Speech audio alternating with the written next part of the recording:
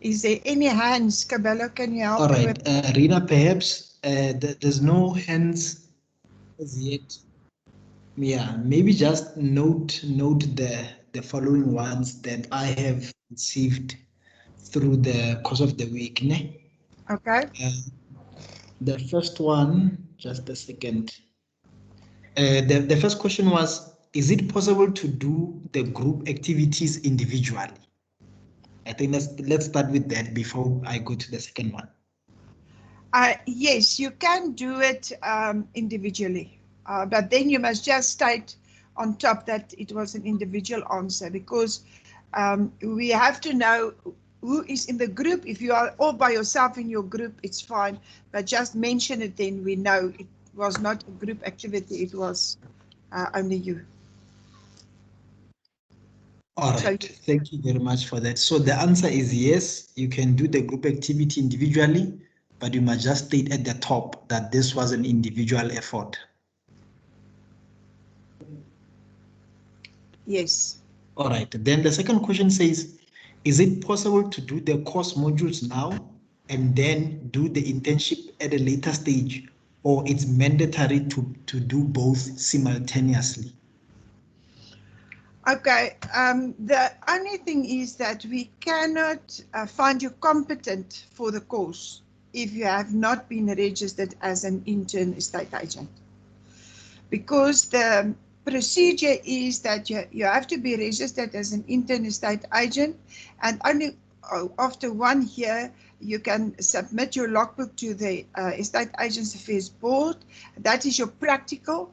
The Estate Agents Affairs Board will find that logbook, or you're competent on that logbook, and then with that letter or certificate, whatever they issue you, we can find you competent for this certificate.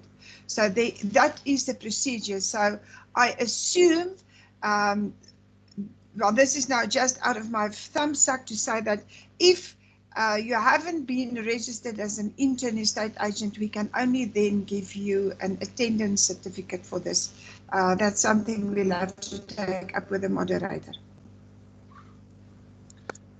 So Rina, just a follow-up on that. So with regards to submission to the Estate Agent Affairs Board, there should be two files. One file from the BMI Institute, another file from the logbook for the intern estate agent training, or it's one file.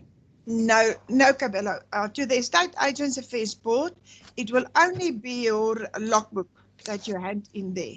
Your file from Be More will be handed in at Be More, and the assessors will assess the file, and then it will go to the moderator. The moderator will moderate the file, and then a certificate will be issued after that. But that certificate can only be issued if you can prove that your logbook has been accepted as well. Did I make it clear? Yes, thank you. But the guys mustn't feel, especially the ones that is not being registered, or the ones that has not been started with the logbook.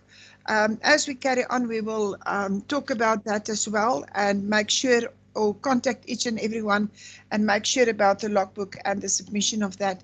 And we have people that we can contact and to that we know that might be able to assist us with the logbook and the board, you know, to make life easier.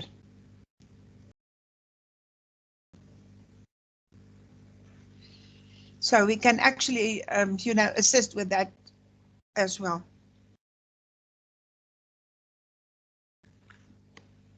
Cabello? All right, thank you for that. I'm still not seeing any hands on my side with regards to the work that was done last week. I guess questions will arise as we proceed. Maybe I can just ask something, Cabello, is that some of the students contacted me regarding quite a few questions that they've got on the activities. Can't we maybe either half an hour of the class, or half an hour earlier or half an hour later, make a question and answer session? I think then everybody is there who wants to be there. This is just a suggestion. I think I would like to put it on the floor so that people can maybe from their side as well suggest what would they prefer. So Rina, just to understand what you're saying, so 30 minutes of our 2-hour session will be dedicated to activities. Yeah, either or 30 minutes of the 2 hours, or we must add in the beginning a half an hour or after half an hour, as the students prefer. I think let's keep it within the 2 hours, especially it's. Okay, that's great. It's good. Let's keep it within the 2 hours because it's at night. After here, people still have to cook, spend time with kids. So I think maybe from tomorrow we can do that and see how it works out. Okay, that's 100%. So what they can do is they can WhatsApp on the group the questions, and then we can help them with the questions. Anything that they want to know, we can help them with it. But I think it's important to have this questions and answer session. Is that fine? I think people are still cold. Hopefully you'll warm us up in this class and we'll be more interactive. Okay, but I just want to make sure we are audible, ne? Can anybody in the group just answer? Maxwell, Current? Yes, you are very audible. Yes, you are audible, Reina. We can hear you. Okay, thank you so much. All right, then as from tomorrow, we will set aside maybe half an hour in the beginning. If we don't need the half an hour or just 10 minutes of that half an hour, we can carry on then with the training and the course as we carry on.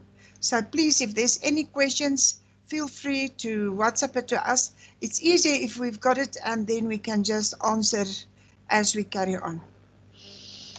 Okay, last week we did the offer to purchase, and we actually went through all the paragraphs and the legal things in an offer to purchase. So I assume you all feel comfortable with an offer to purchase and everything that's there and why it's there. I just want to emphasize, because that is a question that came to me quite a few times. I just go back one page. This means that to create a binding agreement of sale in respect of immovable property, you require an agreement that is reduced to in writing. So all the agreements for immovable property must be in writing. It must be signed by both purchaser and seller, and please not electronic signatures. That is very, very important. Signed by the agents acting on their written authority. This could mean a resolution passed by a company or close corporation or a trust, or upon a written power of attorney given by either party to a nominee. Is this very clear? Because this is a question that came to me quite a few times. No electronic signatures on an offer to purchase. Okay, agency and mandates. Yes, what is a mandate actually? A mandate in layman language, I will say, it's permission to sell. Sometimes when you get to a seller and they refuse to give you a mandate, we have a listing form that the seller must sign to give you the permission to sell, and then we have a separate mandate that says open mandate or sale mandate, so forth. It is good to have it that way, especially when the sellers are very stubborn to sign. Then for the listing form, you just say to them, they must give you permission to sell, and also they must verify that the information received from them is correct. And on a listing to sell, it's an open mandate. So you don't use the word even mandate on that listing. I just want to find can everybody hear me? Because there's some people that cannot hear me. If you On my if side, you, I can. Then on my side, I can hear you. okay, if you have any problems, please put your hand up. Then Caballo can see from his side if your hand is up, please. Okay, estate agents generally receive their income from commissions earned from either property sales or property rentals. To earn the agreed commission, the agent must have procured a mandate between the effective cause in the selling of the property, or must have obtained a lessee or for a lessor who is the estate agent's client. With a new property practitioner bill, and well, there's quite a lot of laws, you must have a permission to sell. You cannot just decide now you're going to sell the property. If you don't have it in writing, at the end of the day, the seller can refuse to pay your commission. It's not really happening often, but it can happen. And we advise rather be safe than sorry at the end of the day. And also a mandate. We're going to go through the different mandates. It is important to negotiate commissions with clients before discharging the mandate. Whether it is to obtain a purchaser for a tenant, for a client, commissions must be clearly stipulated and agreed to in written mandate in order to avoid conflict and possible disputes after the fact. If you don't negotiate your commission prior, because remember, then is the time where the seller is still eager to sell. When you come with a full offer to purchase and you do not have this in writing, then you will start negotiating and maybe reduce your commission and you don't have a leg to stand on. Mandates. More often than not, an agency receives a seller's mandate where the seller instructs an agent to sell his or her property in return for payment in the form of commission, and the agent accepts the instruction. A mandate is not a contract. It is an instruction from the owner to an agency to sell, let his or her property, which means must be accepted by the agency. Sorry, I just want to make this bigger. Okay. Tip, in order for a mandate to be valid, it also requires some form of agreement regarding commission. The following must be in writing. A sale mandate, which can be exclusive and irrevocable. A power of attorney whereby the agent is authorized to conclude certain transactions on behalf of the client. Open mandates. An open mandate is an instruction to more than one estate agency to sell it. An open mandate need not be in writing, but it is sound business practice to follow a verbal instruction from a seller or lessor up with a letter of confirmation stating the terms of the instruction. With an open mandate, no agent can claim to have the sole right to sell or let the property, and it is the agent who fulfills the mandate that is entitled to receive commission. What I can just say on this is that an email is also accepted as a legal written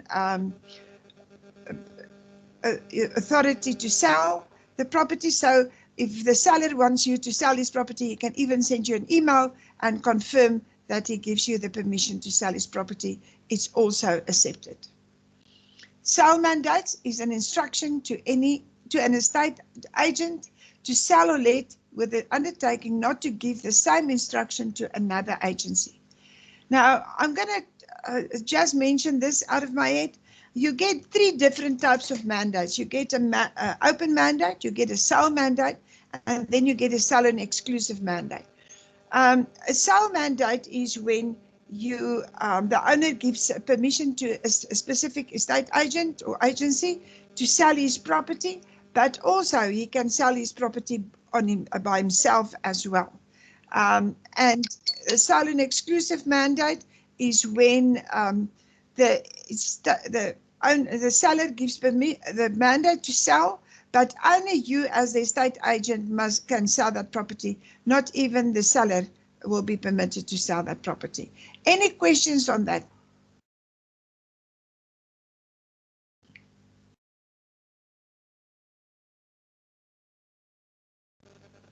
Okay, this is the activity number 80. So, and it is I think it's an individual activity on mandates. This is a exclusive sole agency agreement. So this is the exclusive mandate, and I've explained to you now what is an exclusive mandate means. Everything is there. After completion of the activity, let's reflect. Were you able to complete the contract, yes or no? Which areas were unclear to you? Please, if you can have a look at these questions, and maybe if you are not sure, ask us and then we can help you on that. Contracts of sale. An estate agent can be given a mandate to sell different types of properties that have different types of rights that are to be transferred to a purchaser. Each type of property must be sold or let in terms of those rights, and therefore require different clauses to be inserted into the contracts.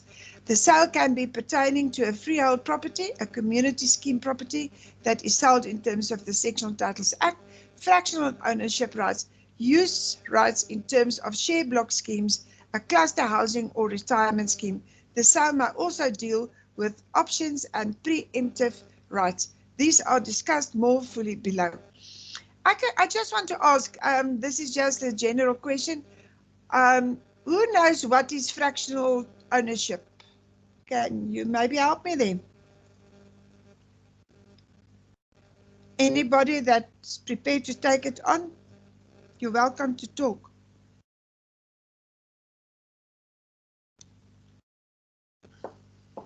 No one. Fractional ownership is actually a very interesting one. It is a sectional title scheme, but say for instance you take one house, it's normally sold as holiday homes, and you will get 12 months in a year, but you divide the section or the house into 13 different sections. Then you sell each section. So 1 month a year is one section, but now you've got 13 months. So January next year will be like an open month where you can clean the property. That 13 belongs to the homeowner, or you can have if it's yourself that is the owner of that property, you can keep that 13 portion for yourself. Then it starts again on February. So it ends next year, March. So it carries on. So every year in January or December, somebody else will be in that property. That means you will eventually get a December and a school holiday and during that year. Whereas one house maybe will sell, or a type of house like that will sell, say, for 3 million or 4 million.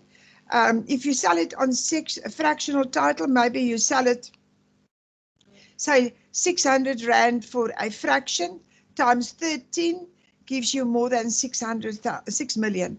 So you can make a lot of money out of fractional ownership. It is a very lucrative scheme, above board scheme, and yes, I think it is something to look into, especially for investors. And it's also a scheme where you can use quite a lot of the maintaining it properly, that you can write off in your tax as well. Any questions regarding this? This is something normally we do not trade with in property, but I thought it was going to be quite interesting for you to know. It's very quiet tonight, eh? No questions? Okay. Freehold property. What is a freehold property? A freehold property is, I didn't jump a slide, did I?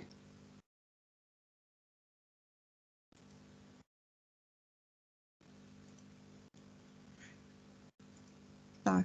Freehold property, although South Africa still recognizes an historic system of 99-year leasehold, the primary real land, pardon?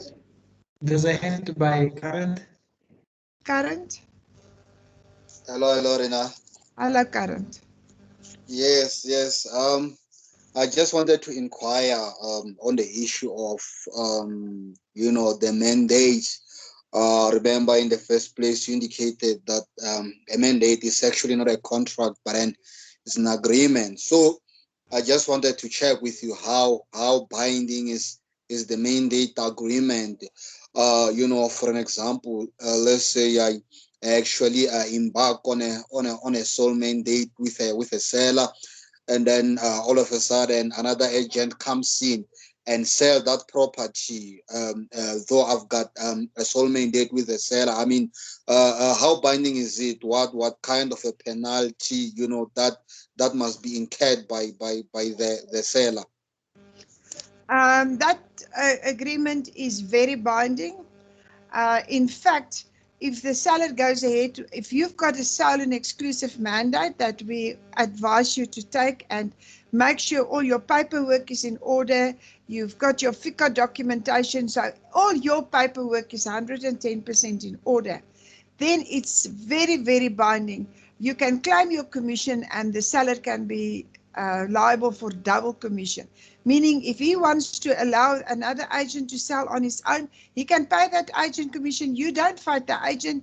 Your claim is against the seller, and there is several cases in the court where the sellers has to pay double commission. So it's a very, very binding contract. Just make sure that, and this is one advice that I'm giving, never send a blank mandate to a seller to complete and send it to you, because it's so easy to make a mistake. It happens to me once where an estate agent did have a sole and exclusive mandate. He has sent the mandate through to the seller to complete and send back to him. And when I asked the seller for a copy of the mandate, it reflects that the seller, it was an accident, completed with his current address, not his property that he wants to sell. He didn't stay in that property. So he has put his current address where he's staying in the mandate form, and not the property that he wants to sell, and that mandate was not binding. So they cannot turn around later and say, but they meant something else. So you must make sure you complete the mandate and is 110% correct. Does that answer your question, Karen? Yes, yes, yes. Any more questions?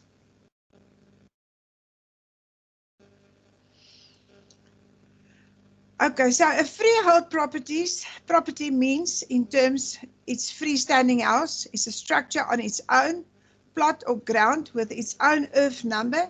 In terms of the contract, this is what is transferred to the buyer.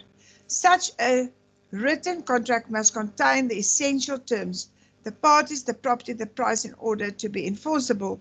A freehold property can be on a separate title deed or within a cluster development.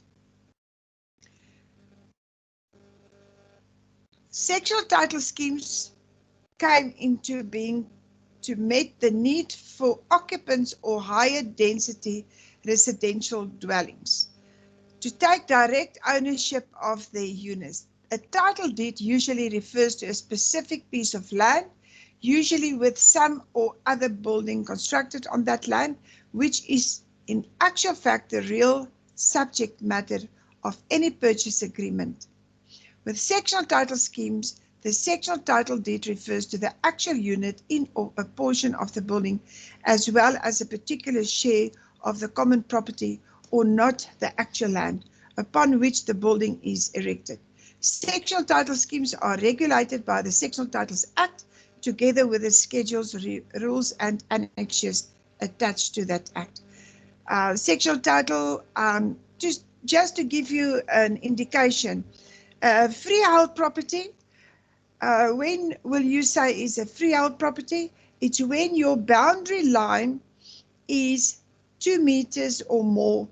The house is 2 meters or more from your boundary line.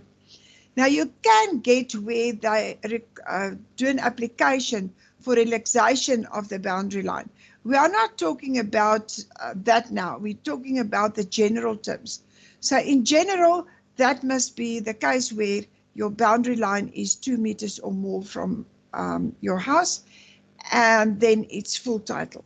If it's less than 2 meters and you did not apply for the relaxation, then it is under the Sectional Titles Act. It can be also little freestanding houses, if you want to see it that way, or it is the high density dwellings. It's normally the smaller, more affordable houses that is in the sectional title schemes.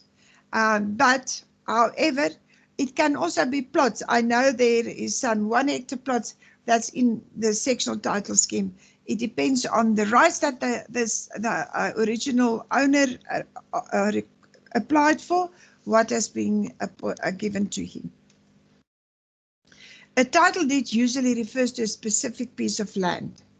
That is very, very important. What I can also say that when you get a sectional title, a block of flats, each flat will be like, you've got like an earth number. So there will be a flat number that is being registered at the deeds office. But then you will get a door number. How does door number normally works? It's that floor number 1 will start with unit 1. And it can carry on till maybe there's only 10 units on that floor. Floor 1 will be 1, 1, 1, 2, 1, 3, and then floor 2 will be 2, 1, 2, 2, 2, 3. Floor 3 will be 3, 1. So it doesn't have to go to the hundreds to go over to the next number. The floor number will be in front and then the unit number. That is now normally how door numbers are working. Any questions to that? Okay, a sectional title unit typically consists of a specific apartment, or as it is referred to in the Act, a particular section in the building, together with an undivided share in the common property, which consists of the balance of the property, such as the swimming pool, clubhouse, laundry areas, pathways, roads, lawns, and entrance areas. This undivided share to the common property is apportioned, oh my word, tonight my tongue, apportioned to that particular section according to the participation quota. What I can just mention is that sectional title, you never buy the land, you only buy the building, and the building is the inside walls and the geyser. That is the only thing that is outside the building that you buy. It is only the building. Your garden is undivided shares. Your house is undivided shares. Yeah, so that is what it is. Any questions up to here? I think Roland. There's a question from Roland. There's a hand from Roland. Roland? Hi, Rena. Hello. I missed the 2 meter building line part. You were trying to describe the difference. Can we repeat that? Yes. Yes, please. Just give me 1 minute if you don't mind. I do have... Okay, let me explain to you. It is if you take the boundary, a square boundary, and you cut it up and you build a house. The house boundary to the wall of the house towards the boundary line, and that's normally your boundary wall if there's a wall, otherwise it's just a line. If that is less than 2 meters, it's normally sectional title. Unless you have applied for relaxation. So we are not going to talk about the relaxation part. Are you with me? Yes, I'm with you. Okay, so if it's more than 2 meters and more, then it is normally full title. Okay. Are you with me? I quickly want to see, I think I have another slide that can explain that clearly.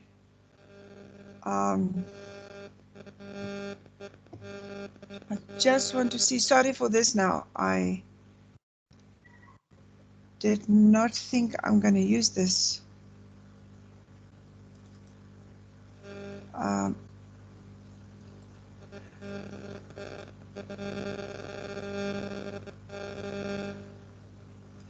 Okay, but let me open a Word document and then I can explain it then. I think it's much better that way. Sorry for this.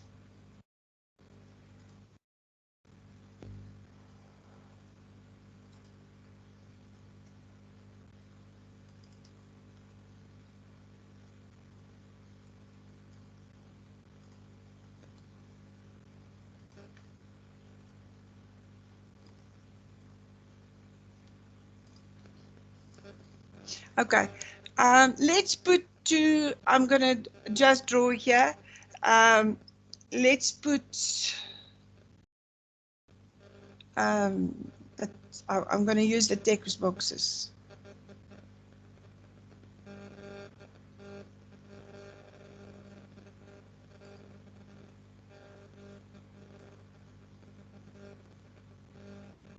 Okay, there's one stand.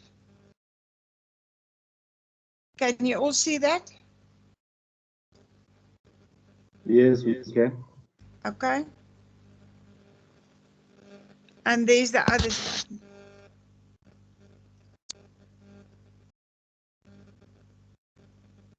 Okay.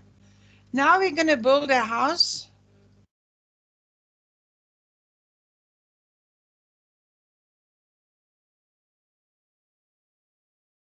There's your house.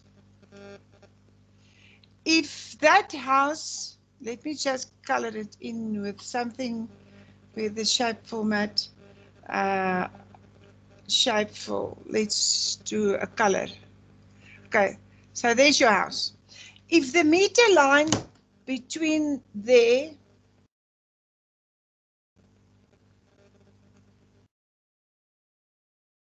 this is 2 meters or more, then it's full title. If it's less, then it's normally sectional title.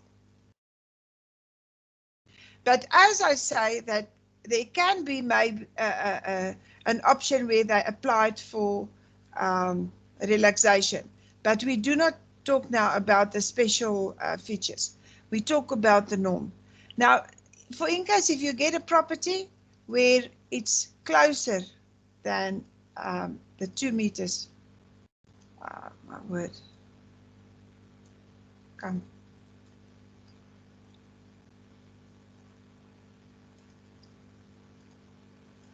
Why?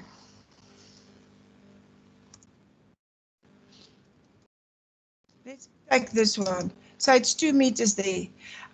You know, you get in most areas, you get what I call it the semis. Do you know the semis?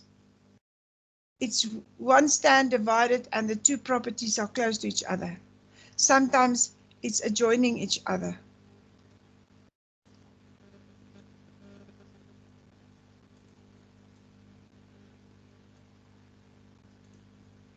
I'm just going to put this one there, then it's easier to show. Is it? You can get it like closer like this. Then it's sectional title.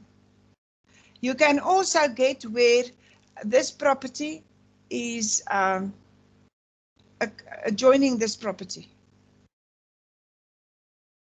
Do you understand? Is it clear?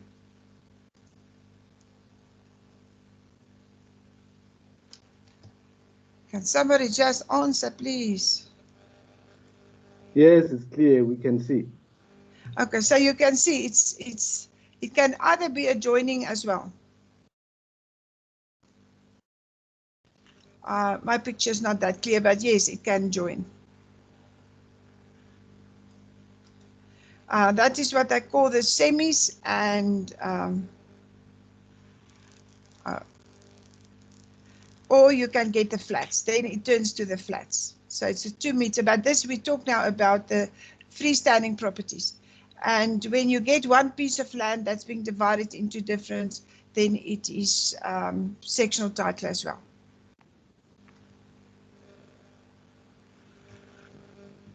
Any questions?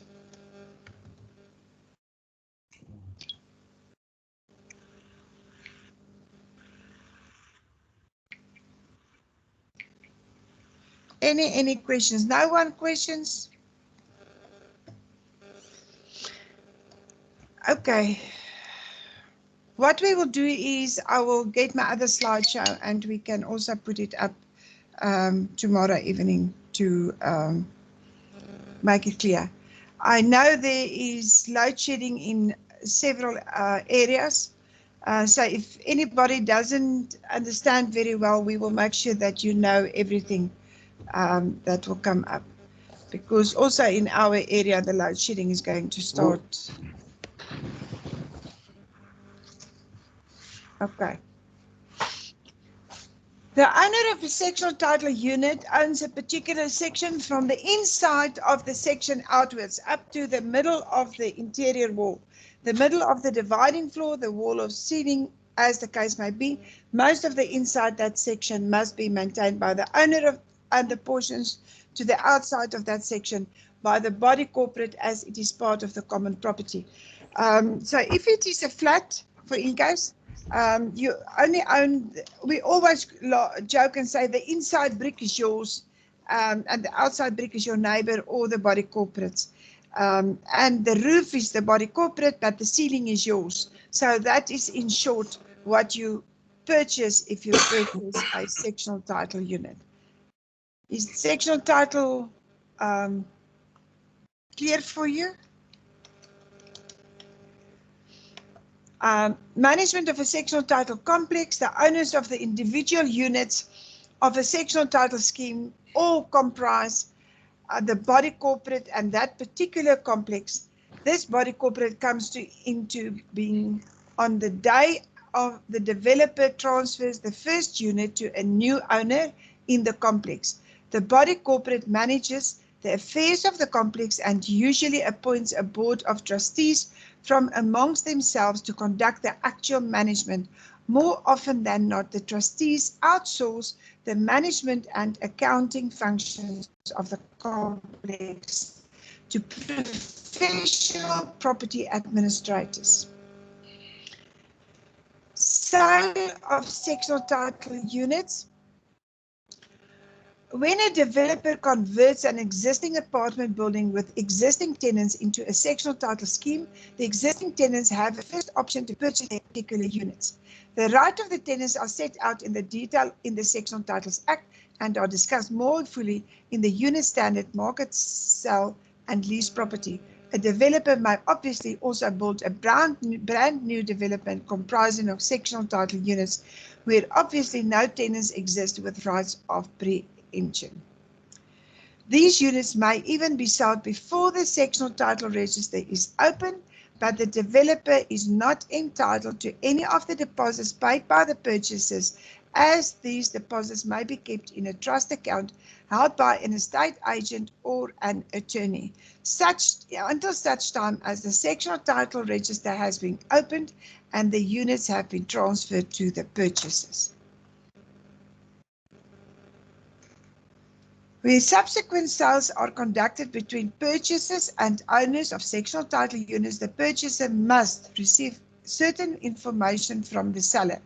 An estate agent will more often than not act on behalf of the seller, and this will therefore become the agent's professional duty. Now, guys, this is a very dangerous way of selling, and we always call this like pre-proclamation sales. And this is something you never ever overpromise any client, because remember, there is quite a few things that possibly can go wrong on these type of schemes. So make sure if you are getting involved in sales like this, that your seller is legit and that he's got the money to complete the development. The management and the purchaser must receive the management and conduct rules pertaining to the scheme. The identities and contact details of all the trustees appointed by the body corporate, as well as of any management agents or property administrators, as the case may be. The amount of the levy payable at present and whether any levy increases are contemplated by the body corporate. The extent to which the body corporate has made provision for the future maintenance of the buildings, roofs, gardens and structures built in and on the scheme, and furthermore, whether a special levy is contemplated pertaining to any such expenses. Agreements of sale pertaining to sexual title units are very specialized and contain specific references to the unique characteristics of this type of transaction. Any questions? Yes, Rina. Yes, Kabela. The body corporate. So in this instance, the body corporate is made up of the different owners, right? So Yeah. I think 2 weeks ago, I attended that Gauteng Rental Housing Summit, and apparently there's a phenomenon on the rising where the tenants now, let's say you are an owner, but you rent your place out, then you get a tenant, and normally Sunnyside, it's flats and tenants, owners live somewhere else. So the tenants themselves form another body. I forgot what they call that body. Then that body wants to collect rent and negotiate the rates and everything like that. Have you heard of that? Somebody told me about that, but that is actually something, I think it's in Sunnyside, and maybe the owners agree to that. It is not the norm.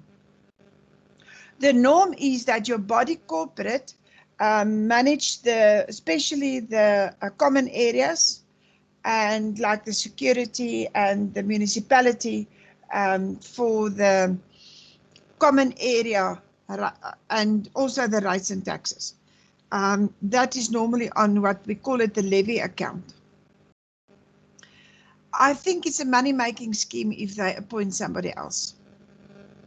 Because you get, if it's a full title development, like in the Golf Estate, for in case you know that, then you call it the Homeowners Association, where the homeowners, and they don't have to stay there, but the homeowner is on the Homeowners Association. The body corporate, it's normally like if in case if an attorney has been appointed, then it's an attorney and maybe somebody else in the attorney's company, or as they can pick as they wish, and then it depends on the code of conduct of the homeowners.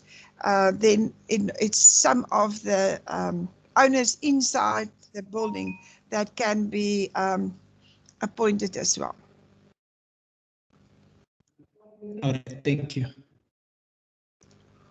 Yeah, so I think it's a money-making scheme if they appoint someone else as well.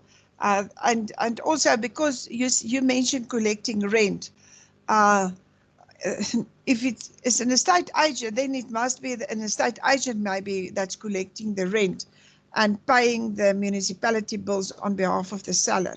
That can be maybe the one that they talk about.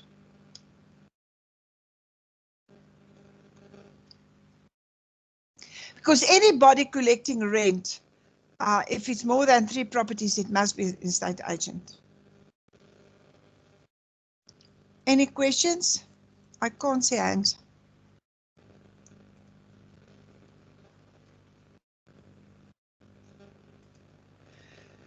Okay, fractional ownership. We did mention what is fractional ownership. I can just read 1 or 2 sentences. Fractional ownership must, simply put, is when a property is purchased by more than one buyer and then divided into shares. The buyer therefore buys a share of one property, and this share entitles him or her to a particular use of the property apportionate to the share by way of a user roster. Okay, this is really something I think in future, especially when life turns, that holiday homes might go and be sold on fractional ownership. Share block schemes are controlled by a Share Block Control Act, Act 59 of 1980. A person holds a ownership of a particular unit in a share block scheme by virtue of a share certificate and not a title deed or a sectional title deed. That is the difference between fractional ownership and share block. Share block, you only owns a share. Fractional ownership is a sectional title, so you've got a title deed in your hand. This means that the share block company itself owns the property, with the shares in the share block company being held by the shareholders whose occupation and other rights pertaining to their particular unit are set out in a use agreement. If you look at share blocks, normally they sell it a week shares, and then some weeks are more expensive than other weeks, but you will only have that specific week every year till you for the time that you own that property. And also you can have this shares in your will, so you can let it go over to your children or anyone that you want to appoint. Any questions? The share block purchase and all transactions pertaining to share block schemes or share block companies must specifically contain a reference to the fact that you are dealing with a share block unit.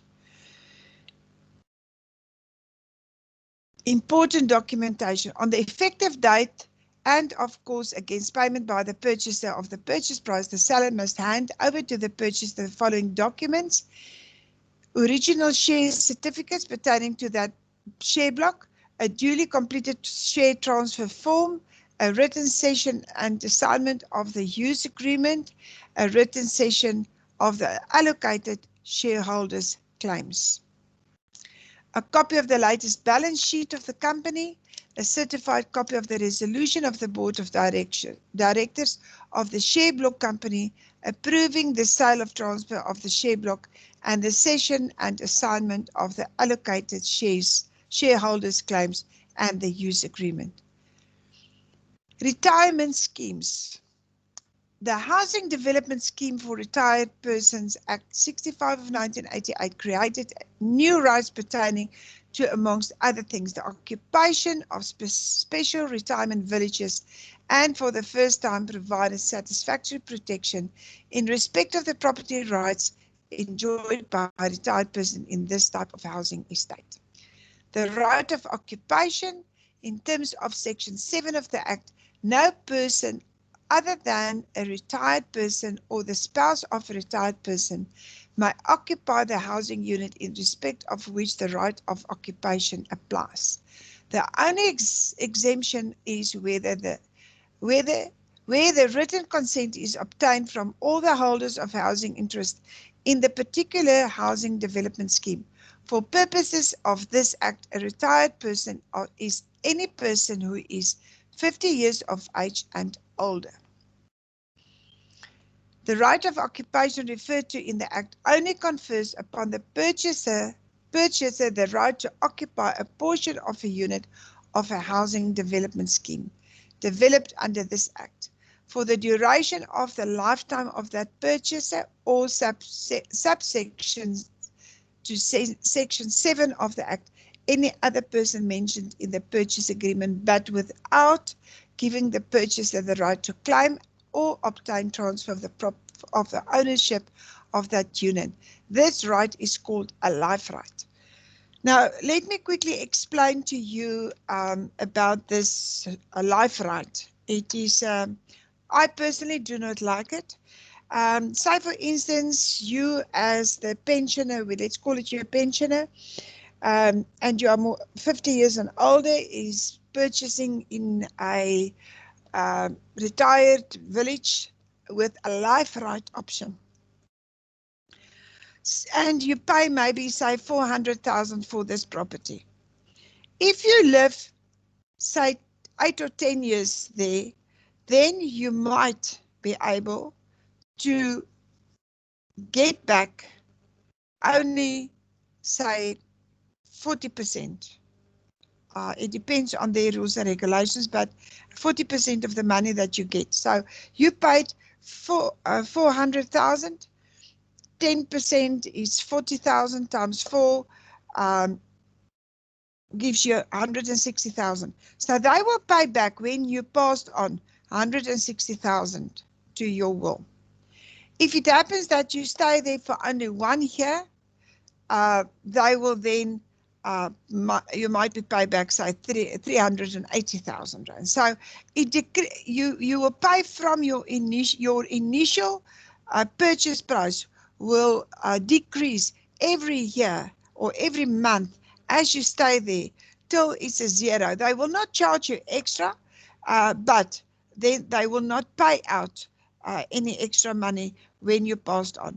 And why I say I don't like it, say for instance you stay there 15 or 20 years and they do not pay any money out to your will, and you pass on, then they take your property back and they can sell your property then maybe for 600,000.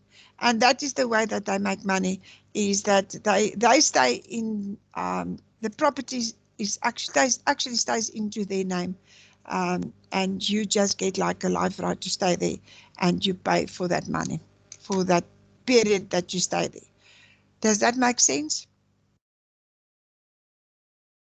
Any questions? I just want to say this is not on all the retired villages. In some of the retired villages, it's only sectional title, but a life right means that is how it works. Okay, any more questions?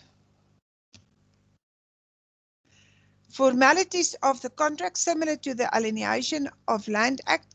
Any alienation or sale of a housing interest to a retired person shall only be of force and effect if it is contained in the contract signed by the parties thereto or by their agents acting on their written authority. Section 4 of the Act states the minimum information of a contract of this nature must contain some of the information prescribed apart from the routine information, such as the details of the purchaser and the seller, includes issues concerning the duration of the housing interest and any limitations to it, whether it is registrable in the deeds office, whether the seller is the owner of the land or if not, which rights the seller holds in respect of that land, whether the land is encumbered by a mortgage bond or not, other information of interest to the purchaser. In terms of Section 4B of the Act, the land subject to a housing development scheme may not be sold independent of the rights of occupation unless at least 75% of the holders of such rights agree to the sale. This means that where the land is sold to a third party with the permission of at least 75% of the occupants, the third party must honor the rights of occupation enjoyed by the retired persons. Title deed endorsements. This is also very important. A developer may only set up a development scheme for retired persons and sell to a retired person a right of occupation, life right, if the title deed of that property has been endorsed to the extent that the land is subject to a housing development scheme. I just want to mention here, this is not only for the a retired person, but this is all around. If you sell a property for either a business or a development, try to get hold of your title deed, because in some instances, in the title deed, it will state that are you permittable to sell the land for that, for what you want to sell it for. I can just mention, I don't know if you all know Soutpansberg Road in Pretoria. Now, Soutpansberg Road in Pretoria is at the back of the Union buildings and opposite the Foreign Affairs building. There's a big vacant open land there. In the original title deed, it states clearly that land are not permittable to be sold to as a development, or they do not permit any developments to come onto that land. That land must stay agricultural land. And then you cannot do anything. Only after 50 years, whoever owns that land might be able to request that clause to be taken out of the title deed. But it is costly, it's taking time, and they have to put lots of effort into it. So you have to make sure that whatever the title deed must read what the property can be used for. And in this instance, the property has been endorsed to the extent that the land is subject to a housing development scheme. Even the student accommodation, you must make sure, 100% sure, that even if they say it's a Res 3 or a Res 4 development approved, that it can be used for student accommodation or for the reason that you want to use it for. That is very, very important. Any questions? Restriction on receipt of consideration. In terms of section 6, no developer may receive any consideration or even a part thereof in respect of the sale of a housing interest unless an architect or a quantity surveyor has issued a certificate to clarify that the housing development scheme has been constructed in accordance with all applicable and officially approved building plans and town planning schemes, and that it is sufficiently completed for the purposes of utilization as a residence. This means it must be available for occupation. Okay. Options and preemptive rights. The estate agent often needs to utilize option and preemptive right documentation in order to assist the purchaser to purchase the property in question. An option is an offer to sell or buy together with an undertaking by the offerer not to withdraw the option for a period of time. It is legally enforceable if the seller makes the offer in writing with all the essential terms, property, party, price and period, as soon as the buyer exercises option. Often also referred to as a first right of refusal. A preemptive right gives the holder of the right preference to buy if the owner wishes to sell. Any questions? Does everybody know what is a first right of refusal?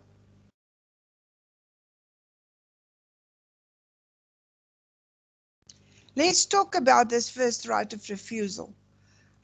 Who can help me on that one?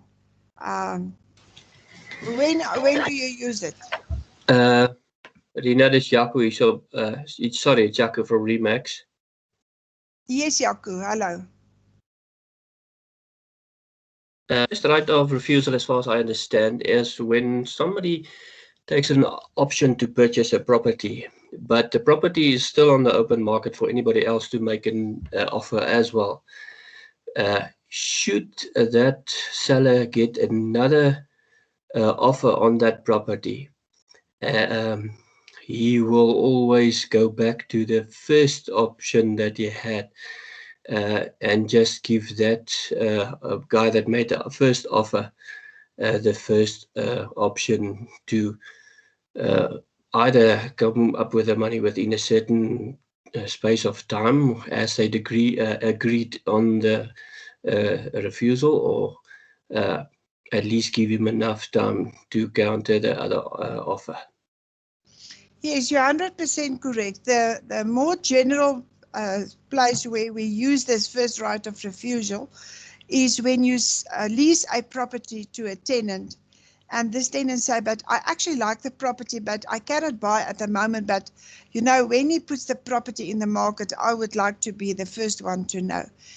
Then you can bring this clause into your rental contract to say first right of refusal.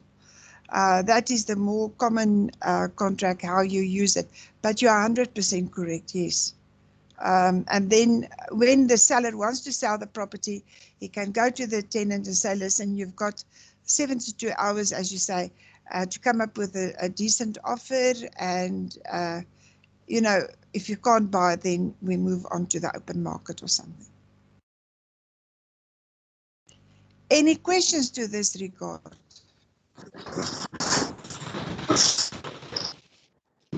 Hi, Muma. Yes. How are you? And greetings, everyone. Find yourself. Yes, thank you. I'm fine. I wanted to just add that the the notion of first right of refusal also applies in the lease space, particularly where I'm seeing it more and more common, where people are now going for government leased buildings. If you still remember the whole reprioritization of the government buildings, I think a lot of buildings in Gauteng, I know in Limpopo as well, they did something with the HDA where they were giving people 30-year lease with the hope that private can go and improve the land during the 30 years. It means the private would raise the money over a period of 30 years with a bond, say over 20 years, and then enjoy bond-free income for the next 10 years. So that has worked very well. And what usually happens is if you don't ask for such kind of lease, that you will have the first right of refusal. It means after 30 years, when all the people that you spoke to in the beginning have all gone, you end up in a situation where someone can just have a soft deal. So you've literally made improvements for the government for nothing. I'm just giving a typical example on government, but it really applies on leases as well. A case in point as well is what happened with the waterfall estates, for instance, where they have 99-year lease. So you look at that as well, automatically all those people, because it's private, those people are not having title deeds. They have notarial lease. They are still registered, but at 99-year lease, they have the first right of refusal to be given an option to continue leasing the place. And if anyone is in their right mind, they will still want to continue. I thought I should just add that. Thank you. Yeah, thank you, Dandy. The line was a little bit bad in the beginning, so my apologies for not hear properly. Thank you. Yes, you're 100% right, Dandy. What I can just mention as well while you talk is that on sale agreements for Incas, a typical example is when, say for instance, you want to buy a property, but you must still sell your property. So you sign an offer to purchase conditioning that you're selling your property first. And then there is a clause in the contract to say that if the owner receives another offer that betters your offer, that he will contact you and give you like a first right of refusal if you can. If you are still in a position maybe to carry on with the contract, you must now immediately carry on within 72 hours, or otherwise he's going to take the other offer as well. Is that clear?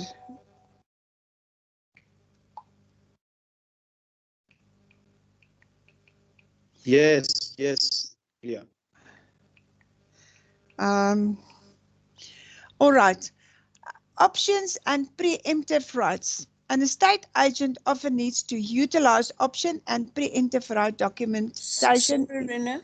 Sorry, yes. Oh, okay. It went away. There was a hand from Current, but it went away. Current, Yes. do you have a question? No, it's actually not a question. I just wanted to come up with a scenario that actually corroborates with what Rina was saying. You know, about someone who actually wants to buy a property, but then on the condition that they actually have to sell their property first. You know, I just wanted to say, you know, last month I had a client of mine who was actually who wanted to relocate to somewhere, but then they had to sell their property first, before they could buy that other property. So it happened that, the agent got another offer from another potential buyer, another prospective buyer. So she gave her, 72 hours, as Rena has been indicating, to actually, come up with some remedial actions, whether to release some funds. But then she failed, and then the agent had to take that other offer. So I just wanted to give a practical example of what Rina has been indicating. Yeah, thank you for that. This is really, I think this is the more common area in the contract and on the rental agreements that we as estate agents facing, and where it can happen. Yeah, and thank you for all the input. Letting and hiring contracts, the leases. A lease of immovable property is therefore an agreement between one party, also called the lessor or the landlord, and another party, also called the lessee or a tenant. A valid lease agreement only comes into being once the parties have decided on the purpose of the contract, in other words, the fact that the property is to be leased by the lessor to the lessee, the exact description and identification of the property, and the rental amount payable. Short-term lease agreement. A lease agreement in respect of immovable property where the duration is shorter than 10 years. Okay, I'm just going to stop here for a while. Let's start here. If a duration is longer than 10 years, that lease must, like a sale agreement, being registered in the deeds office. So the 30-year leases with the government, etc., it is a registered lease. If it's less than, you can make it 9 years, 12 months, 11 months, and 11, that the 29 days or 30 days, as long as it's not a full 10 years. Then a rental contract that is commercial is normally not under the Consumer Protection Act. If it's a residential lease agreement, if it's a 1 month agreement, like month to month, it's also not under the Consumer Property Practitioner, the Consumer Act. And if it's longer than 1 month, it is definitely under the Consumer Act. Under the Consumer Act, there is different difficult laws, if we can call it that way. If a tenant doesn't pay prior, on a certain date, you have to give him 7 days notice and then 30 days notice and so on. If it's a month-to-month contract, you can just tell him, listen, guy, you didn't pay, so you have to move out as soon as possible. Long-term lease agreement in respect of immovable property, where the duration is 10 years or longer. Okay, this we went through everything already. I said it in short.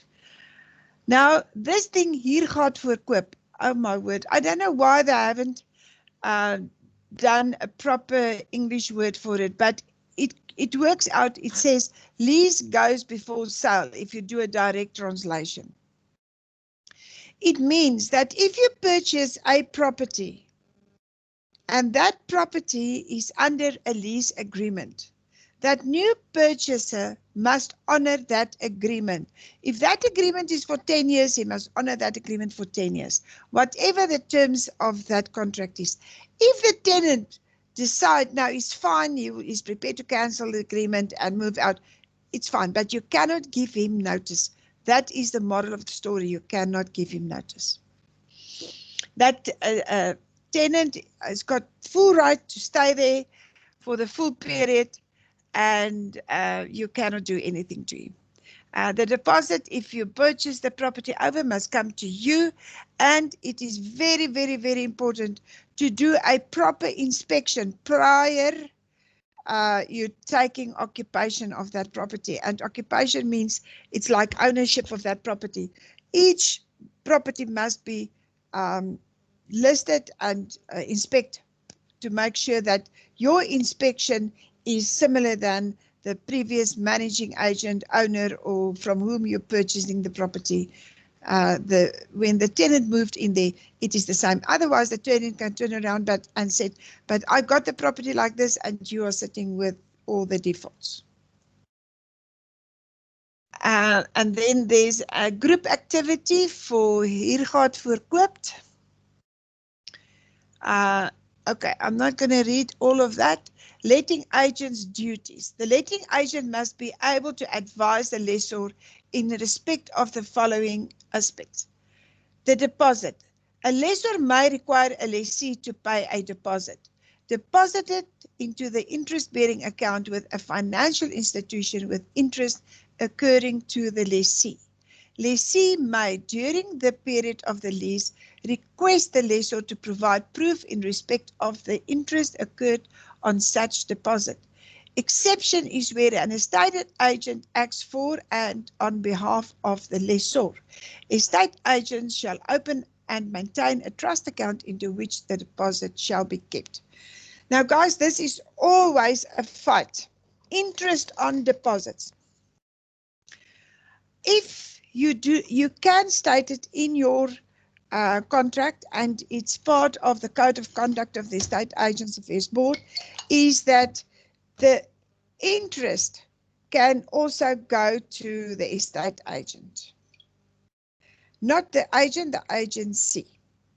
And how it works is that that agency is not taking the money. The estate agent will, the deposits will stay in their trust account, and any interest that occurs on that deposit you can deduct your banking cost of that deposits, and then the balance will be split 50-50 between the agency and the Estate Agents Affairs Board. If you pay the tenant the deposit back, you cannot claim any banking fees against that deposit. Now, guys, I must tell you one thing, and this is out of experience. You know how high your bank cost can become on a trust account if you are doing quite a lot of rentals, because you've got your monthly fee against that account, and that is normally between, what is it, 120, 150,000, 180, plus each transaction that you're doing through that trust account, there's a fee. When you receive the deposit, there's a fee. When you pay the deposit out, there's a fee. At the end of the day, you are not really making a lot of money. Your interest is so low. You can balance it out if it's a little rentals very easily. So therefore, and this is out of personal experience, I always advise to put it in your contract and say that the deposit is without of interest. I know that it is a hard sort of thing, but you know what? A deposit of 5,000 Rand, if it's in your account, it's not even occurring like 100 Rand interest. It's really not really worth. Oh yeah, and then I want to say, you get some tenants where they know somebody that's working in the bank, and they will do a calculation for the interest. And remember, the bank, every day the interest fluctuates, so it's not always the same. They can work it out on their system quite, on the dot. But we work out like 2.5%, taking in consideration any cost towards that, and they will start fighting you on the interest. It's really a point that you open worms for, and I do not advise it. I know there's agencies that is paying the deposit plus interest.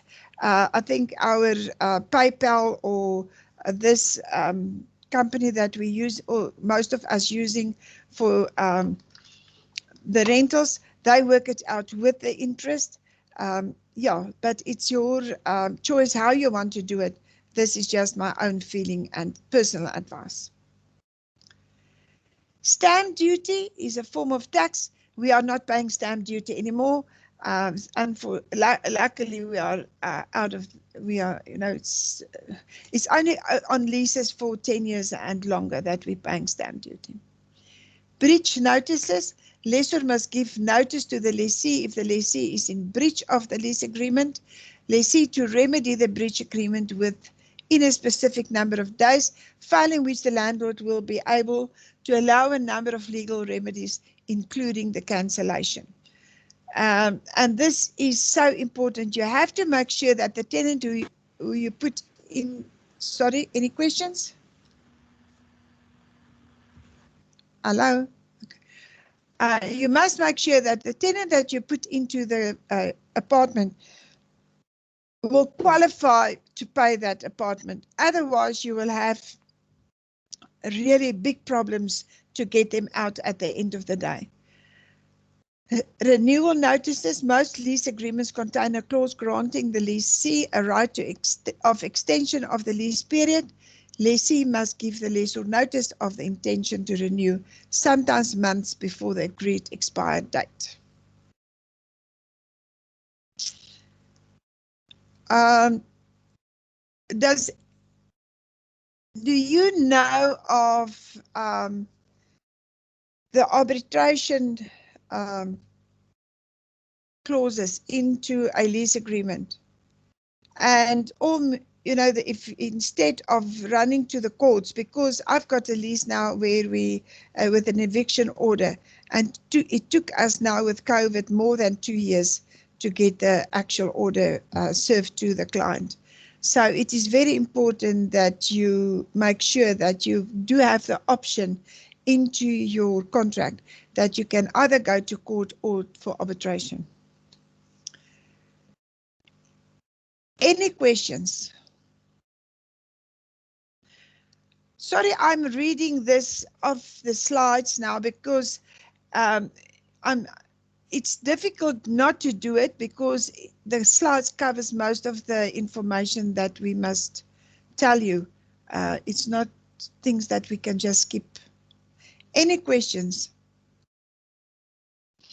Okay, property ownership presupposes rights that attach the property person's entity that holds the real right to the property. Example, ownership. There are 2 categories of real rights: ownership and limited real rights. Limited real rights registered against the title deed are enforceable irrespective of whether the purchaser is aware of them or not. And that is why I say you must always try to get a copy of your title deed, because your title deed determines what can happen on that property. Limited real rights that can be held in terms of someone else's property due to private legal circumscription as well as public legal circumscriptions. Private legal circumscription, servitudes. Servitudes must be registered against the title deed of the property. 2 types of servitudes. Personal servitudes are limited real rights over the property in favor of an individual who is not the owner. Example, farmer A stipulates in his testament that upon his death his son will inherit the farm, but his wife will have an usufruct over the farm. This means that the son owns the farm after his father's death, but his mother may live on the farm and collect the proceeds from any farming activities. This actually saves a double transfer, so the property will not get registered into his wife's name and into his son's name. It will only get registered into his son's name. Predial servitudes are limited real rights in favor of a landowner, such as a right of way. It occurs to the property and not to an individual. Farmer B has the right of way across Farm C's land so that he may get to the public road, the right attached to Farmer's B land. And so if he sells to Farmer D, that right is then the new landowner, Farmer's D's right. Any questions? Rina, if you Yes, can go Kibbe. back to that slide. the limited real rights. So what you're saying, in my understanding, is that sometimes the title deed can contradict the plans. Let's say,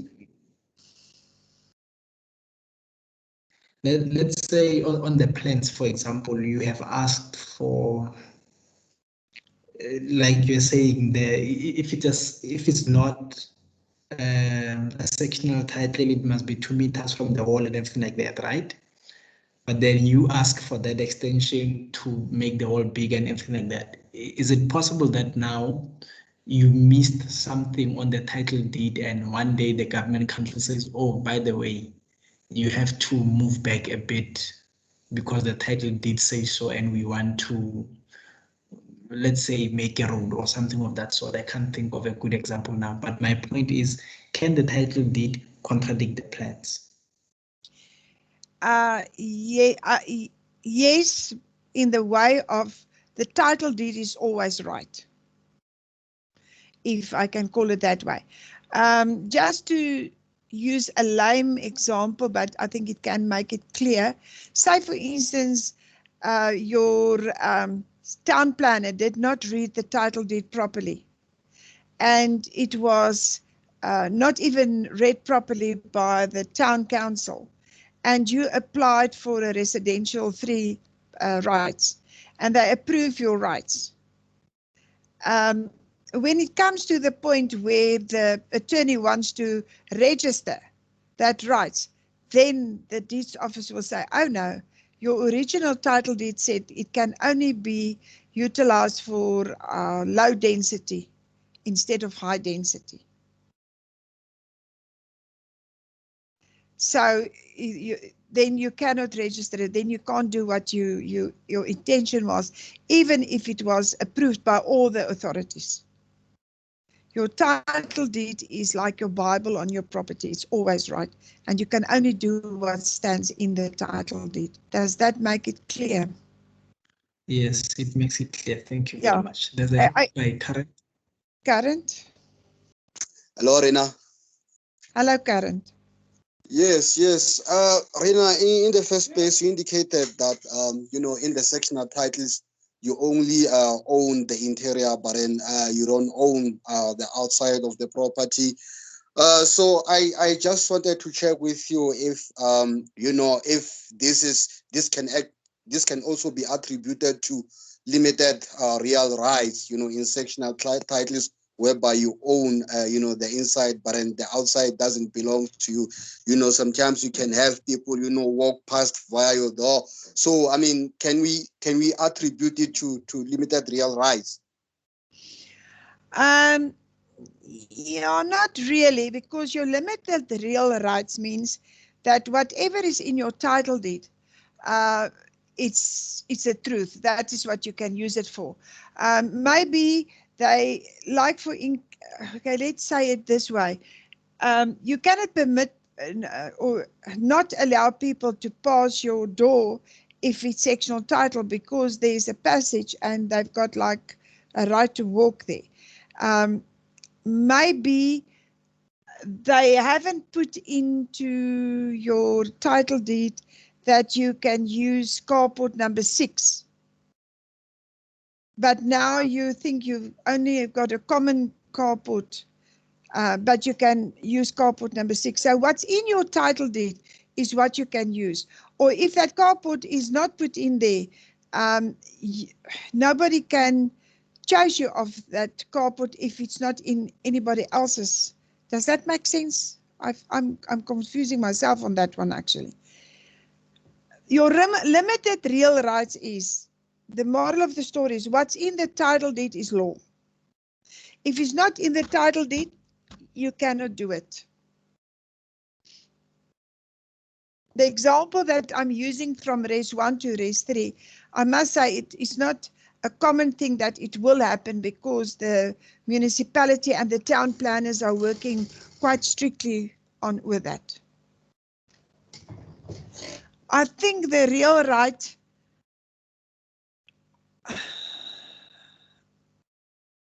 is that on farms maybe with the gates, you know, that right of way is more common. Whereas people think they've got a right of way and maybe they do not have a right of way. There was a property in Hartbeespoort Dam where the owner owns his farm for more than 30 years, if not longer, 40 years. And then the property in front was sold, and it was never written into his title deed that he's got the right of way of that on that certain piece of land, and they closed that piece of land because it was not in the title deed to say that he's got limited real rights. Does that make sense, Karen? Yes. It makes sense. It makes sense, Rena. Okay. Any other questions?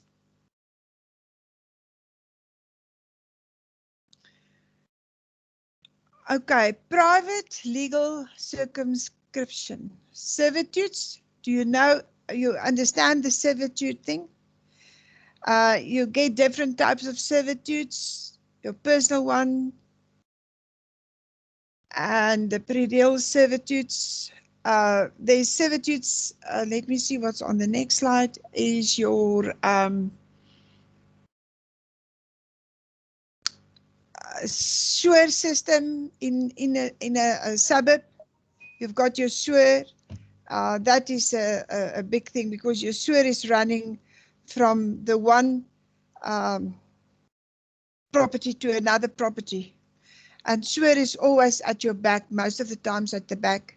And then as well, your water and all that, you will see the land surveyor will have it marked out. A servitude means you cannot build onto that water line. The municipality can request you to break down whatever you build there.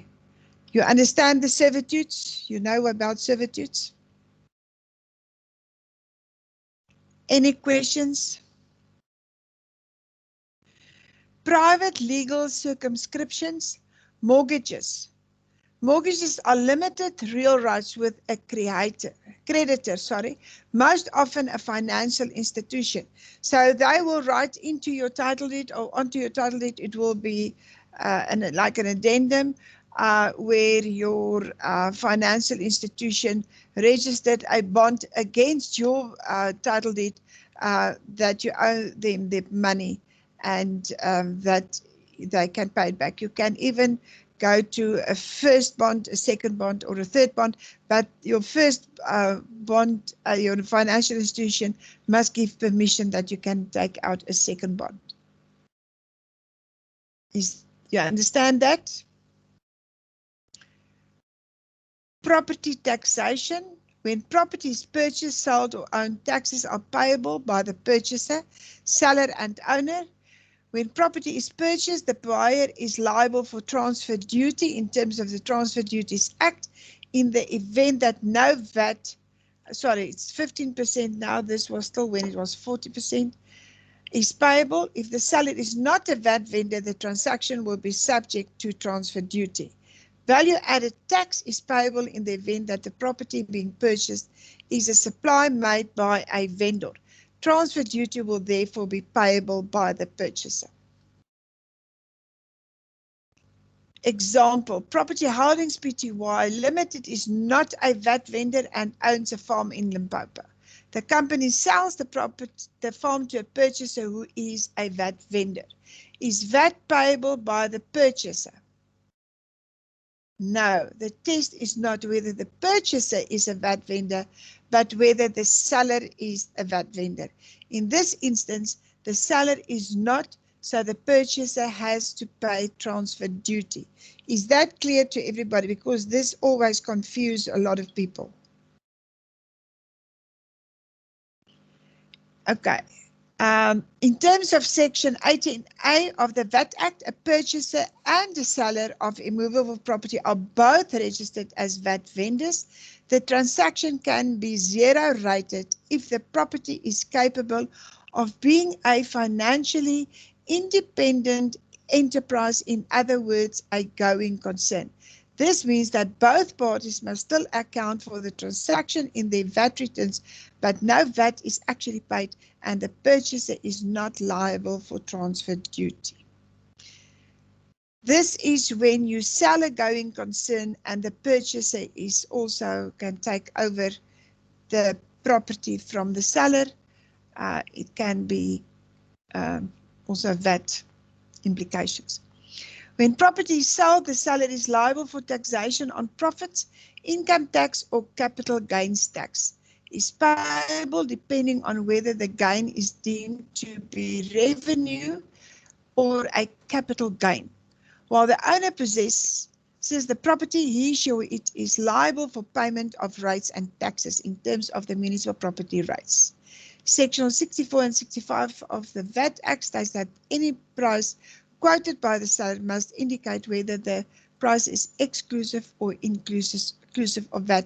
In our sale contracts, it will state clearly, is it a VAT transaction or is the seller registered for VAT or not registered for VAT. Activity 83, it's also a group activity. Mineral rights, Development Act 2002, the Act makes provision for equitable access to and development of the nation's mineral and petroleum resources and recognizes the internationally accepted right of the state to exercise sovereignty over all the mineral and petroleum resources within the Republic. Can you tell me about the mineral rights? How do you know if there's mineral rights on that property? Can somebody help me there?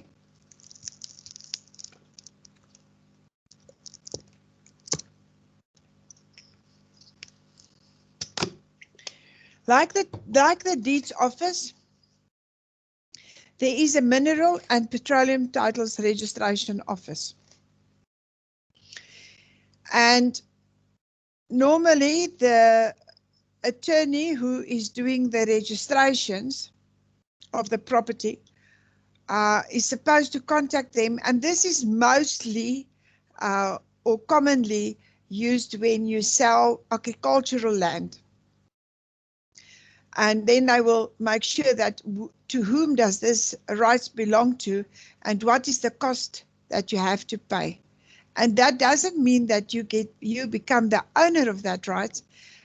It's for you to build on top of that rights, if I can say it that way.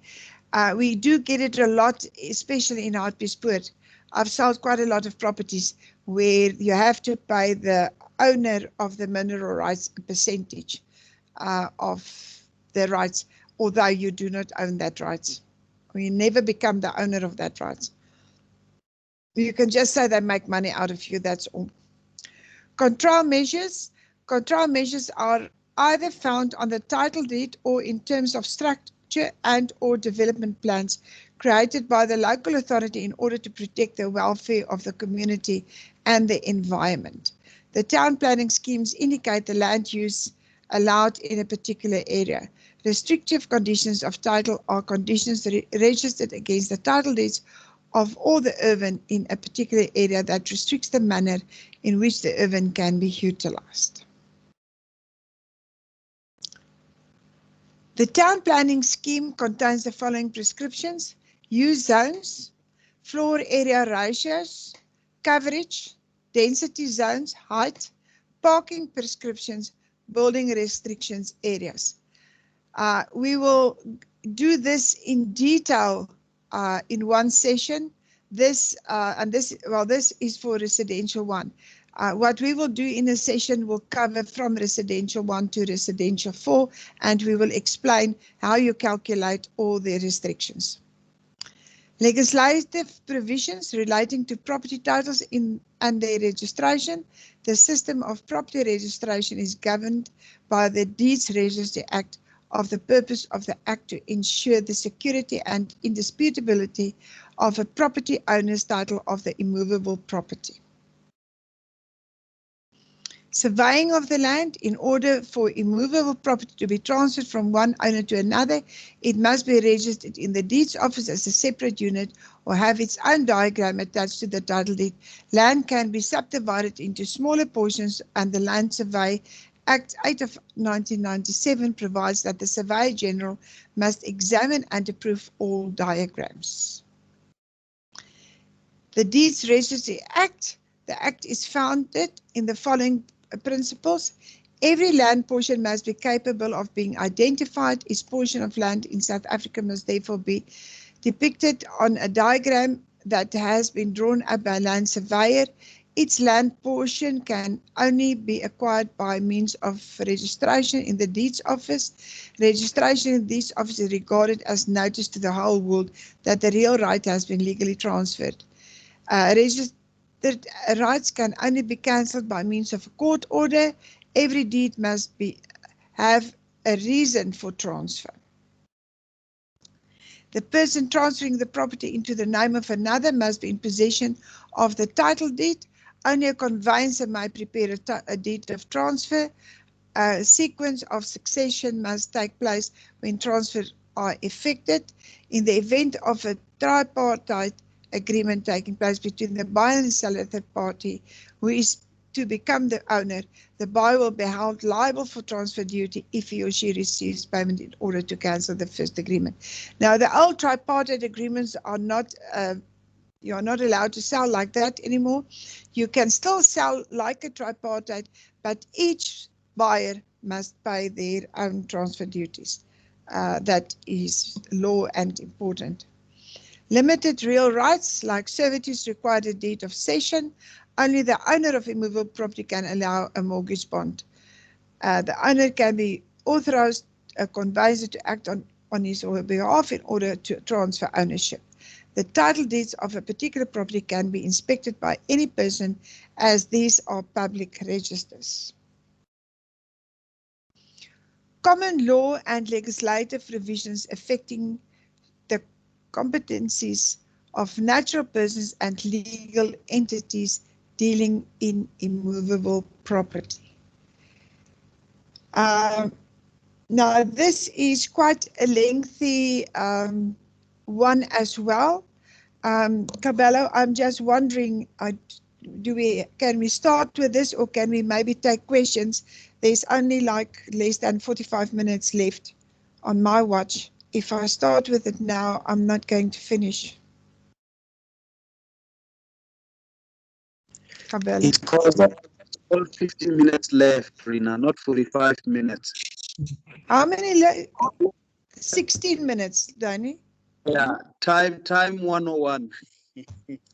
Okay, sorry, my watch is not right. I must go and get another battery, I think.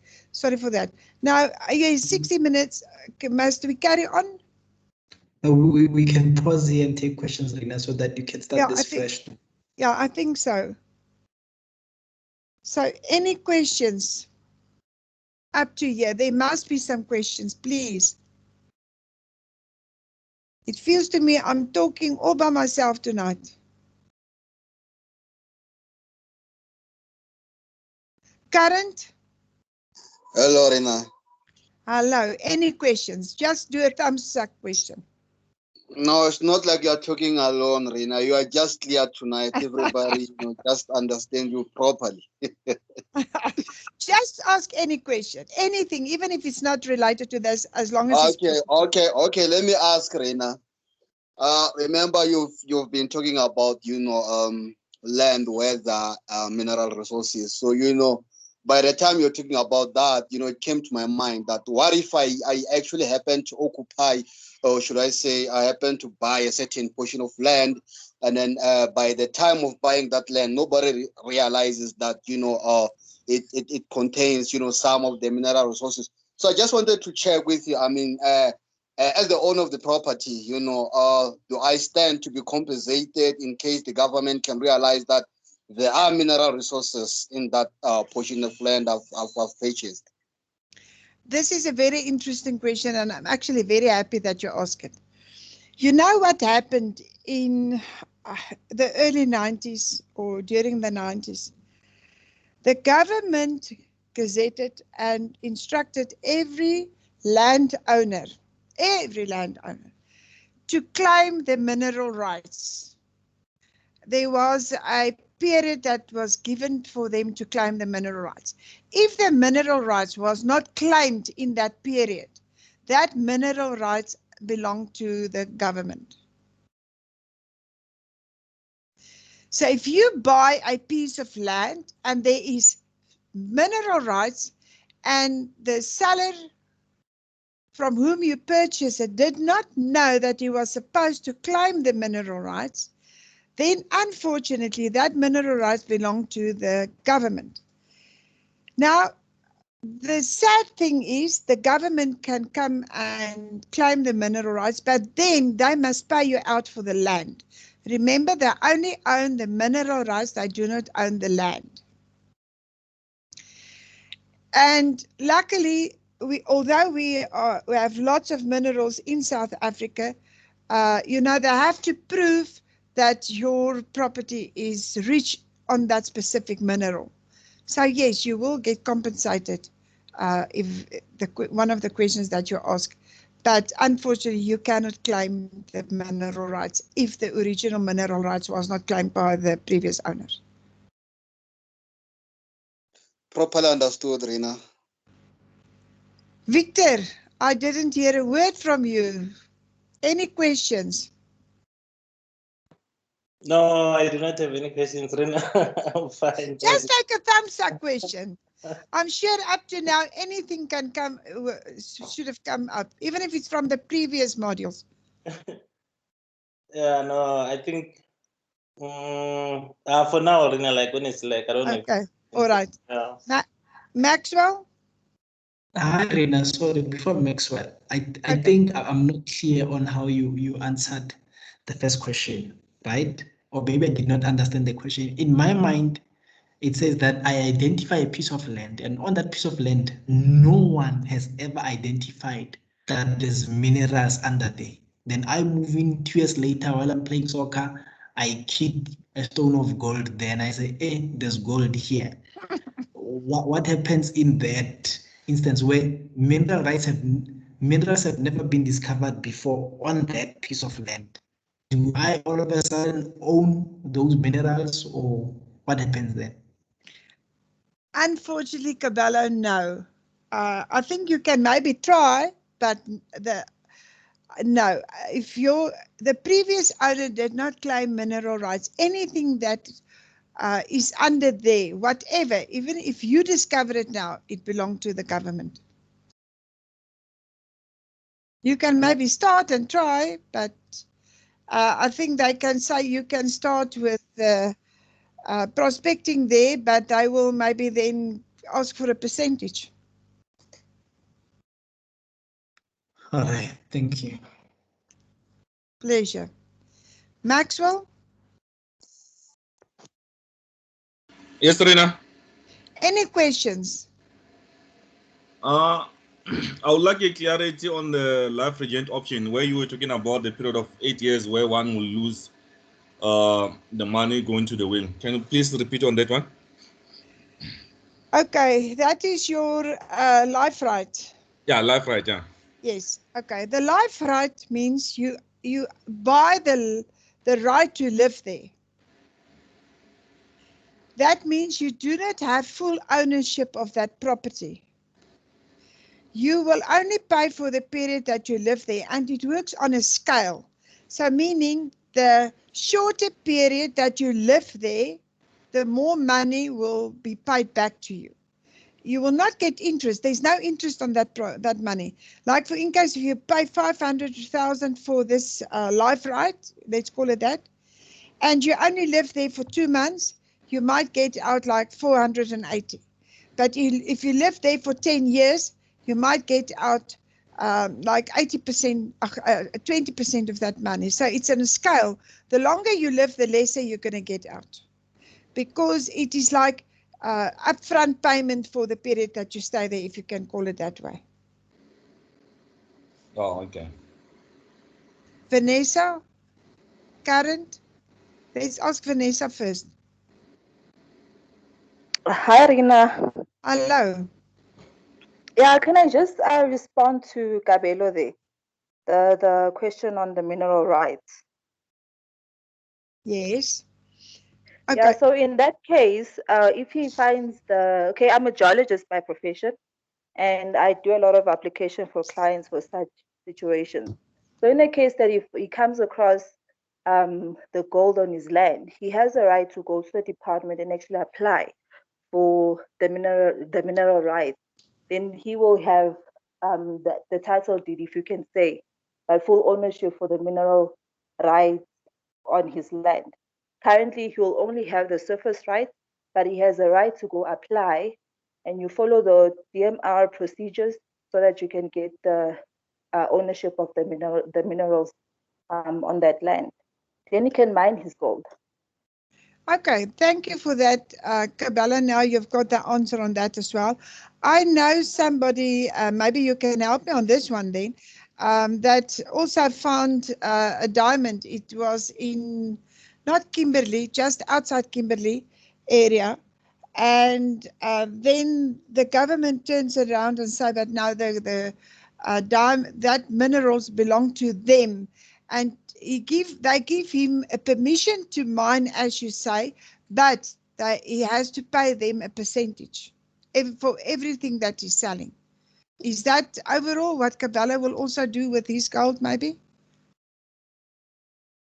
Not necessarily a certain percentage. There's a procedure that you have to follow. Of course, you have to pay a certain gratitude to the department or the government per se. However, you have full ownership of those rights on that land. And yeah, a certain percentage has to go to the community, and a certain percentage, well, it's not a percentage per se, based on the locality and the degradation, the environmental degradation that is prone to happen due to your exploration program or the mining activities, that will go to the basically the government. Yeah. Okay, so maybe it will be then application to application, depending what and where it is. But yes, I think it's good news to know that, yes, you can apply. Yeah, sure. Thank you so much for All that. right. Welcome. Current? Lorena? Yes. Yes. You mentioned, I think we discussed tonight, something, concerning the lease agreement, whereby you mentioned that if I happen, as a seller, if I happen to be on a contract with a tenant, and then when another person comes to buy the property, he or she actually needs to continue with that contract, unless if a tenant voluntarily decides to move out of the property. So I just wanted to check on the land where it's occupied by by people illegally. Let's say it belongs to the government, and I want to buy that land for development purposes, but then there are people who have occupied that land. So I just wanted to check with you, whose responsibility whose responsibility is it to actually look for alternative accommodation for those people, because we know that according to the law you can't actually evict people without providing them with alternative accommodation. So I just wanted to check with you, whose responsibility is it? Is it for me? Is it my responsibility as the buyer, or the government's responsibility? Okay, by law, it is the seller's responsibility. I can just mention that I have moved squatters in my years of experience. What I did is, and it worked very, very well, and I will follow this procedure again if I come up to this problem. I will make the seller a lower offer and say, because of the fact that there is squatters, say for instance he wanted 3 million. I will even go so far and say I'm not going to pay you more than 2 million or maybe 1.5 million, because he's going to spend that much money in court in any way. He cannot use that land for anything else. So then what you do as the purchaser, you do it as a condition. You put it in as a suspensive condition that you move the squatters, say, within 30 days or 90 days or whatever terms it is. What I did is I went and I have a meeting with the squatters, and I said to them, listen, you know you are here illegally. It's this, you know, that's fact. But if we move, and you must remember, any squatter camp has a committee. There's a chairperson, there's a secretary. Can't believe it, they've got everybody on board. Have a meeting with the, let's call it their committee or their managing team. What I did is I bought at that time, close corporations was still available. I bought a close corporation for them. I've put the committee members in that close corporation. We purchased, the purchaser purchased a piece of land, and for them that was registered in this close corporation.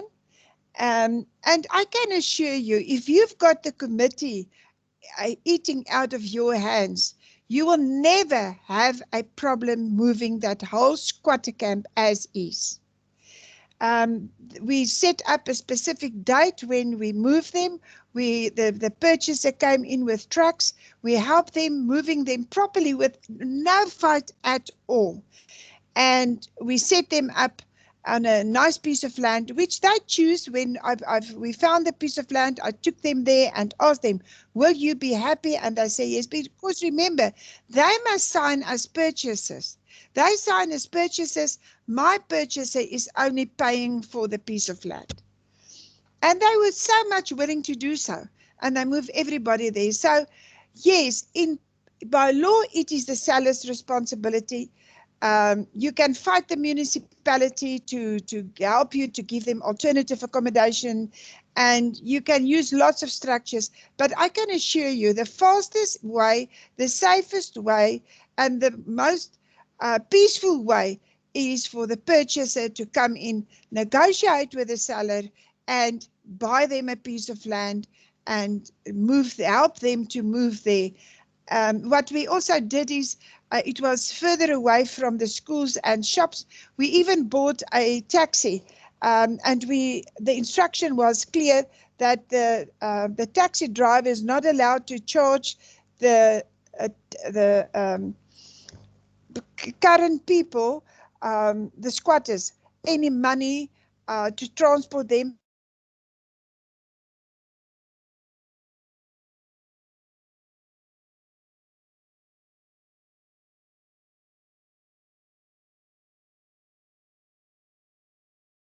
Are we still there? I lost Rina. Hello. Hello, Oh, can you still you're hear back. me? Sorry, I was away for a while. Okay, so the taxis, did you all hear from the taxi? But yes, the principle is this, for me, that is the most peaceful way of doing it. So it depends on you how eager you are to purchase that piece of land. Karen, does that make sense? Yes, it makes a lot of sense, Rina. Thank you. Because remember, if you go to court, doesn't matter who goes to court against the squatters, the rule will be find them alternative accommodation. So why bother going to court? Just find them alternative accommodation. Arena. Hello, yes. So what if a certain percentage of those quotas then they're refusing to relocate to the area you found for them?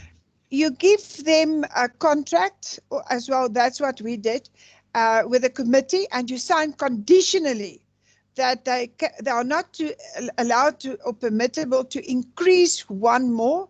You are asking for the list of all the squatters that is there, and then the squatters must then agree to it. But I can assure you, if the committee agrees, your chances of some of the squatters refuse is very low.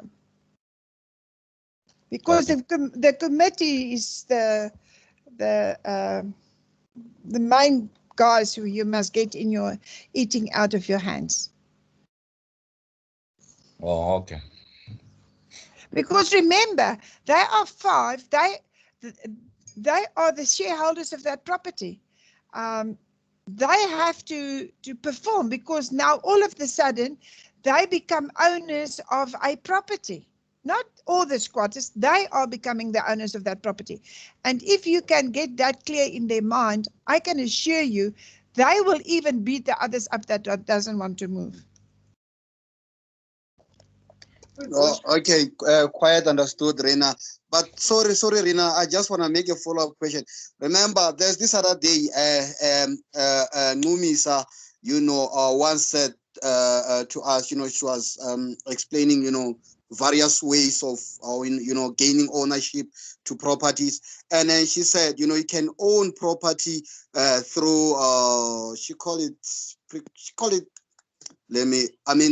prescription. Yes, that's when you own land after 30 years. Let's say you stay in a certain land in a period of 30 years, and then after that period, the land becomes you. So what if these squatters have been staying there for quite some time, or should I say for more than 30 years? Does that make the land theirs? Unfortunately, yes. There's a piece of land, I don't know how many of you knows Hartbeespoort Dam, of all the places. Near Cosmos, there's a piece of land, I think it's 2 to 3 or 5 hectares. The owner of that land is overseas and he passed on. And the squatters, someone, it comes to their knowledge, and there's no ways that you can move them out. So yes, there can be certain problems that you can come to, challenging to, but I say if you can move them, but yes, it can be that they can stay there. That is the same. If a squatter puts a tent up and it's there for, I think 8 hours or 24 hours, something like that, it's very little hours, then they can stay. They can stay there. You cannot move them away. But I always say, you know what?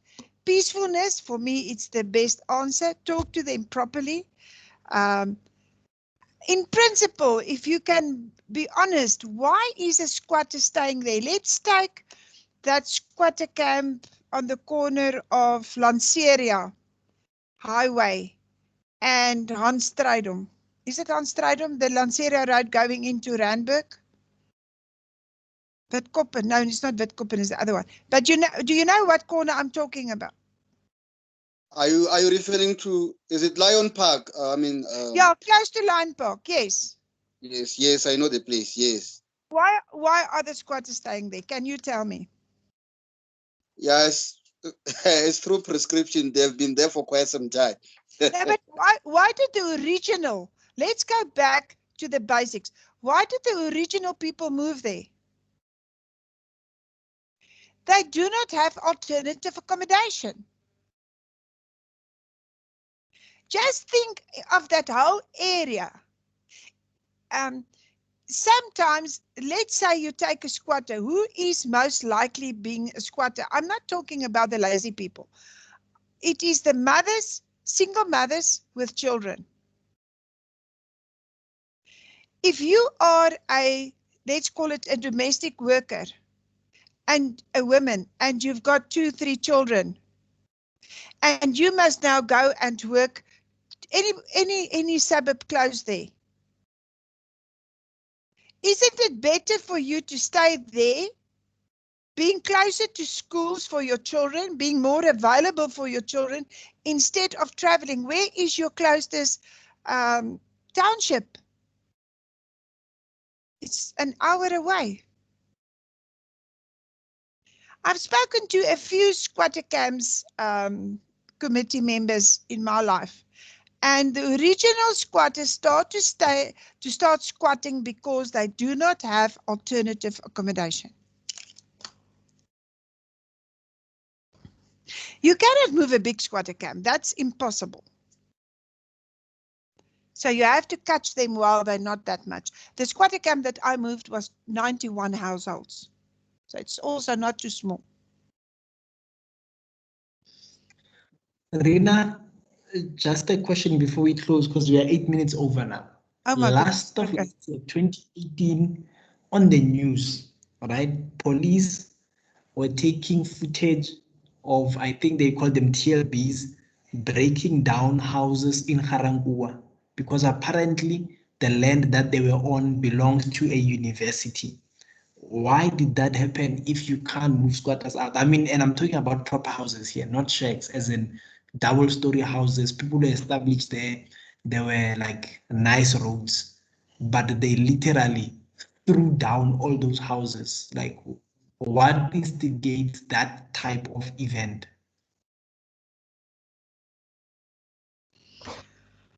Okay, Kabela, I don't know what the specific event happens. I can just guess. Is that maybe it was still in the period where they could have moved them. They've started staying on a property that doesn't belong to them. And the only way that they could go in with the TLBs was with an eviction order. So there was definitely an eviction order, and they didn't adhere to that eviction order. But what happens in that specific case, I'm not sure. We can maybe do it. I can read up and maybe do a few calls and ask what happens. It can be quite interesting. All right, thank you. I'll try find that video, that newspaper, and send it through. Now send it to me, and then me and you can look into it, and we can just come back. It can be an interesting case to discuss. Thank you. And if there's no more questions, we can close for tonight. It was quite interesting, I think. And tomorrow night, we will first have questions. Please send questions through to me so that we can try to get all the answers together and it can go faster for any of the modules. Anything else that anybody wants to comment on or say, please? Okay, if there's nothing, we can close, and thank you, and my apologies for going over, but it was quite interesting. Thank you, everybody, and good night. Thank you, Rina. Thanks. Good night. Cheers, Bye. Bye. Bye-bye. Bye. Thank you, Rina. Bye. Bye-bye, Numisa. Bye, everybody.